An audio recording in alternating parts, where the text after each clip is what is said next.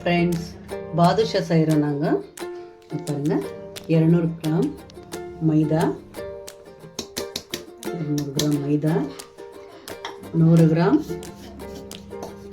சிரோட்டி ரவை, நெய் நல்லா உரிச்சிட்டு எடுத்துக்கலாம். நெய் சூடாக இருக்குது, அதை ஊற்றிக்கலாம். இதை ஊற்றி நல்லா கலந்துக்கணும். ரொம்ப தண்ணி ஊற்றாதீங்க, பார்த்து.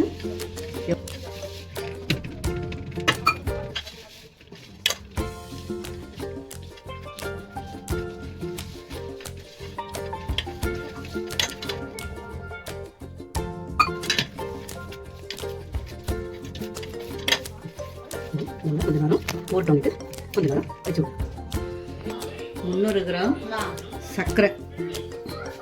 ஃபஸ்ட்டு கொஞ்சம் தண்ணி ஊற்றிட்டு